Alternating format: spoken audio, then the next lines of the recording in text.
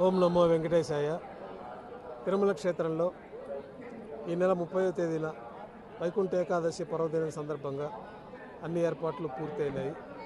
ముఖ్యంగా మనం పంచాంగం ప్రకారం ఉత్తరాయణము దక్షిణాయనము అని రెండు కాలాలు మనకు సూచించబడి ఉన్నది. ఉత్తరాయణ కాలంలో స్వామివారు మేలుకొని ఉంటారు, దక్షిణాయన కాలంలో స్వామివారు నిద్రకు ఉపక్రమిస్తారు. మనకి ఇప్పుడు ప్రస్తుతం దక్షిణాయన పుణ్యకాలం జరుగుతూ ఉంది. ఈ దక్షిణాయన పుణ్యకాలంలో కౌశిక ద్వాదశి ఉత్తాన ఏకాదశి రోజున స్వామివారు నిద్రలు మేల్కొంటారు. ఈ ఏకాదశి రోజున వైకుంఠంలో దేవతలందరూ కూడా వచ్చి స్వామివారిని దర్శించుకుంటారు. అందుకే వైకుంఠ ఏకాదశి ముక్కోటి దేవతలు స్వామివారిని వైకుంఠంలో దర్శించుకుంటారు కాబట్టి ముక్కోటి ఏకాదశి అనే పేరు వచ్చింది. ముఖ్యంగా సంవత్సరంలో 24 ఏకాదశులు పంచాంగం ప్రకారం మనకు ఉంటాయి. శుక్లపక్ష ఏకాదశి, కృష్ణపక్ష ఏకాదశి, ప్రతి నెలలో 2 ఏకాదశులు ఉంటాయి.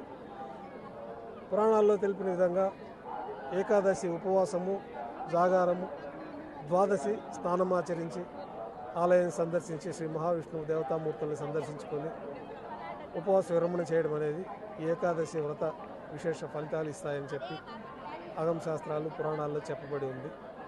అటువంటి పవిత్రమైన అన్నిట్లో కంటే అత్యంత పవిత్రమైన ఏకాదశిగా ఈ ముక్కోటి ఏకాదశి తెలుపబడి ఉన్నది. ముక్కోటి దేవతలు ఏకకాలంలో స్వామివారిని దర్శించుకుంటారు కాబట్టి ముక్కోటి ఏకాదశి అని పేరు వచ్చింది. ఈ పర్వదినాన తిరుమల శ్రీవారాలయంలో ప్రాతకాల ఆరాధనలతోటి ఈ వైకుంఠ ద్వార ప్రదక్షిణానికి ప్రత్యేకమైన పూజలు నిర్వహించి ఈ ధనుర్మాస కైంకర్యాలకు తీసుకెళ్లేటటువంటి పుష్పమాలికల గంపలో ఈ గంపతోటి ఈ యొక్క వైకుంఠ ద్వార మార్గంలో ప్రవేశించడం జరుగుతుంది. అక్కడ నుంచి ఈ వైకుంఠ ద్వార ప్రదక్షిణ మార్గం తెరిచి ఉంచబడుతుంది. 30వ తేదీ నుంచి జనవరి నెల 8వ తేదీ వరకు 10 రోజుల పాటు ఈ వైకుంఠ ద్వార ప్రదక్షిణ మార్గం భక్తుల సందర్శనార్థం తెరిచిపడి ఉంటుంది.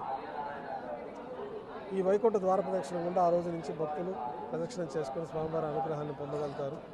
తిరుమల క్షేత్రంలో మరో విశేషం ఏమిటంటే శ్రీవైకుంఠ విరక్తాయ స్వామి పుష్కరిణీ తటే రమయ రమమానాయ వెంకటేశాయ మంగళం.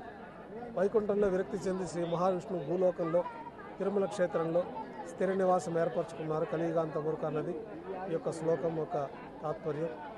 కాబట్టి ప్రస్తుతం శ్రీ మహావిష్ణువు వైకుంఠాన్ని వీడి భూలోకంలో తిరుమల క్షేత్రంలో ఉన్నారు కాబట్టి తిరుమల క్షేత్రంలో ఏ రోజు సందర్శించుకున్న స్వామివారికి ఈ వైకుంఠ ఏకాదశి ఫలితాలు ఉంటాయి. కాకపోతే ఈ వైకుంఠ ఏకాదశి పర్వదినం రోజున ప్రత్యేకంగా వారు ఉపవాసం ఉండి జాగారం చేసి భగవన్నామ స్మరణతో ఆ రోజంతా కార్యక్రమాన్ని నిర్వర్తించుకొని మరుసటి రోజు ఉదయాన్నే ద్వాదశి రోజున విరమణ చేసి దర్శనం చేసుకుంటే విశేష ఫలితాలు ఉంటాయన్నది మనకి పురాణ